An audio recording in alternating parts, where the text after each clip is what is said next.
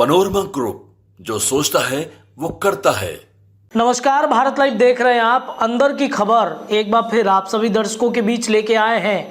बिहार में 4 सीटों पर उपचुनाव होने जा रहे हैं। बेलागंज, तरारी, इमामगंज और रामगढ़, ये 4 सीटें जो बिहार के लिए बेहद महत्वपूर्ण सीटें मानी जा रही हैं। 2025 चुनाव से ठीक पहले ये चारों सीटों पर लिटमस टेस्ट हो जाएगा। बीजेपी का भी, जदयू का भी और एनडीए गठबंधन के घटक दल में जितने सारे नेता हैं उनका लिटमस टेस्ट हो जाएगा कि अपनी ताकत कैसे दिखा रहे हैं, किसके वजह से कौन जीत रहा है।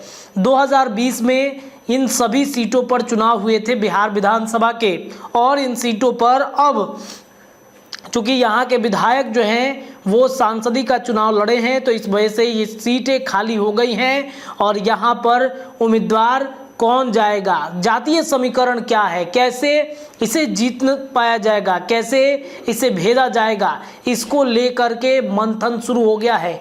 अब से 2 दिन के बाद यानी 18 अक्टूबर से नामांकन की प्रक्रिया शुरू हो जाएगी। इन 4 सीटों के होने वाले उपचुनाव में 13 नवंबर को चुनाव होगा और 23 नवंबर को यहाँ पर रिजल्ट भी सामने आ जाएगा। तो ये चारों सीटें बेहद महत्वपूर्ण सीटें हैं बिहार के लिए भी, और देश में नरेंद्र मोदी के सरकार के लिए बिहार में लिटमस टेस्ट जैसा है। नीतीश कुमार क्या करेंगे, नीतीश कुमार की पार्टी कितनी ताकतवर है, कौन सीटें कौन कहां से दे रहा है, इसको लेकर के अभी से चर्चा जो है वो काफ़ी तेज हो चुका है। तो ऐसे में ये देखना बड़ा दिलचस्प होगा कि कौन कहां से लड़ रहा है, किसकी सीटें कितनी ज़्यादा मजबूत मानी जा रही है। तो बिहार में होने वाले 4 जगहों के जो चुनाव हैं इसको लेकर के तैयारी अभी से शुरू हो चुका है, और इन तैयारियों में जो चारों सीटें हैं वो बेहद महत्वपूर्ण हैं। बिहार में नीतीश कुमार या जनता दल यूनाइटेड कहे जाए या फिर बाकी के जो दल कहे जाए वो कितने महत्वपूर्ण हैं, इन 4 सीटों पर पता चलेगा। और 4 सीटों पर पता चलने के साथ साथ ये भी पता चल जाएगा कि कौन किस पर कितना भारी है। चलिए, बिहार में होने वाले इन 4 सीटों पर हम आपको बता देते हैं कि जातीय समीकरण के साथ साथ इन सीटों पर क्या मुकाबले हो सकते हैं। जनसुराज की जो पार्टी है, ये जनसुराज की पार्टी अपने एक उम्मीदवार को आज मैदान में उतार दिया है। ये उम्मीदवार जो हैं वो सेवानिवृत्त हो चुके हैं, लेफ्टिनेंट जनरल रहे हैं, और ये लेफ्टिनेंट जनरल कितना कमाल तरारी में दिखा पाएंगे ये भी देखना बड़ा दिलचस्प होगा।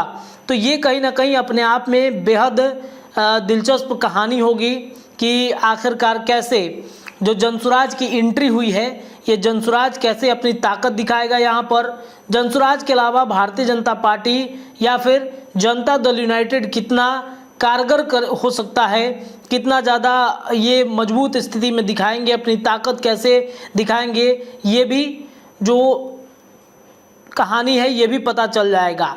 तो ये इमामगंज विधानसभा सीट की अगर बातचीत करें 2020 की, तो जीतन राम मांझी हिंदुस्तानी अवाम मोर्चा के संरक्षक हैं, वो वहाँ से जीते थे। चूँकि अब ये केंद्र में मंत्री भी बन गए हैं, सांसद भी बन गए हैं। और इनसे लड़ाई लड़ने वाले कौन थे, तो उदय नारायण चौधरी जो आरजेडी से थे, जो 62,000 वोट लेकर आए थे। इनसे लड़ाई में और कौन था, तो यहाँ पर कुमारी शोभा सिन्हा जो एलजेपी से थी। चूँकि चिराग पासवान की पार्टी पिछली बार अलग लड़ी थी एनडीए गठबंधन से, तो इन्होंने भी 14,000 वोट प्राप्त किए थे। अगर वही बातचीत करें रामगढ़ विधानसभा की, तो रामगढ़ में सुधाकर सिंह चूँकि आरजेडी से अब ये सांसद हो चुके हैं, तो ये पिछली बार 58,000 वोट लेकर आए थे। इनके साथ प्रतिद्वंदी के रूप में बीजेपी खड़ी थी, बीजेपी ने 56,000 वोट लाए थे।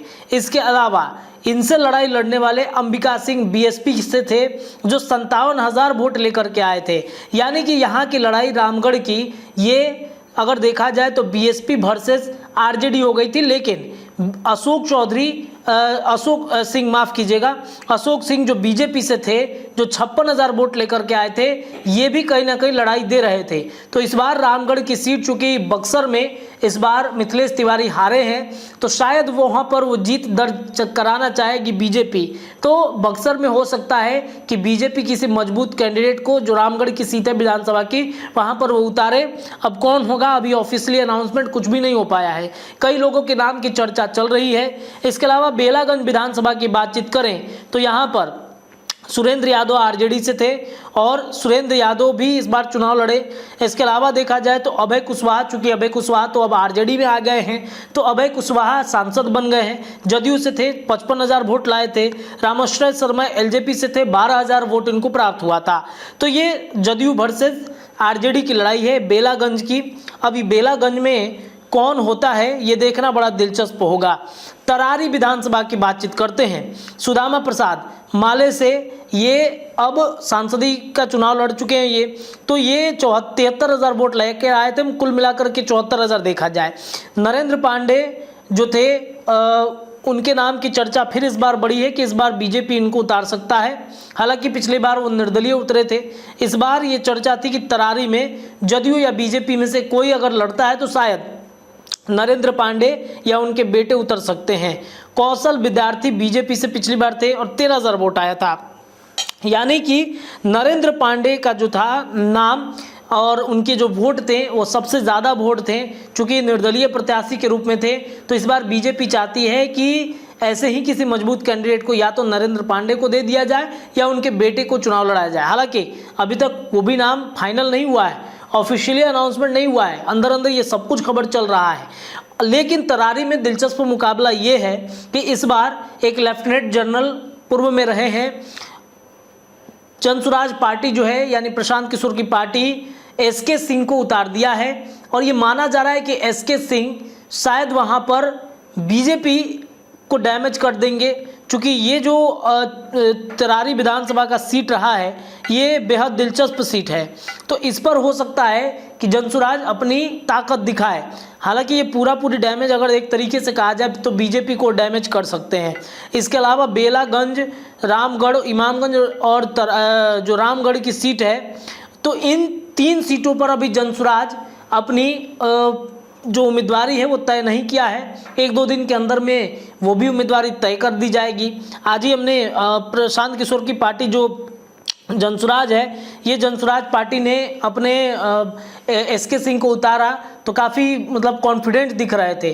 तो संभावित है, चूँकि वहाँ पर स्वर्ण बाहुल्य क्षेत्र है, तो वहाँ पर शायद स्वर्णों का वोट जो है बीजेपी का कटेगा, प्रशांत किशोर काट ले जाएंगे। तो वहाँ पर 2 लोगों के बीच की लड़ाई में तीसरा बाजी मार जाता है। तो ये हो सकता है कि प्रशांत किशोर अपनी ताकत देखते हुए वहाँ पर अपने उम्मीदवार उतारे हैं। इसके अलावा 4 विधानसभा सीटों पर 12 महीनों के लिए जो विधायक बनेंगे, ये भी विधायक जो हैं वो कहीं ना कहीं अपनी ताकत दिखाते हुए नज़र आएंगे।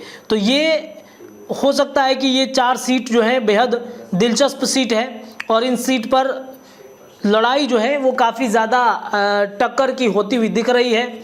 ये लिटमस टेस्ट है बिहार एनडीए के लिए भी, ये लिटमस टेस्ट है महागठबंधन के लिए भी। तेजस्वी यादव ने इसी बीच अपनी यात्रा जो है वो बीच में स्थगित कर दी, चूँकि उपचुनाव है और बहुत सारे आरजेडी को ये लग रहा था कि ये उपचुनाव है तो हम जीती जाएंगे। लेकिन जैसे ही प्रशांत किशोर की एंट्री होती है, तेजस्वी यादव ने यात्रा अपनी बीच में ही रोक दी। ये इनका आज से यात्रा शुरू हो रहा था और लगभग 10 दिनों की ये यात्रा थी।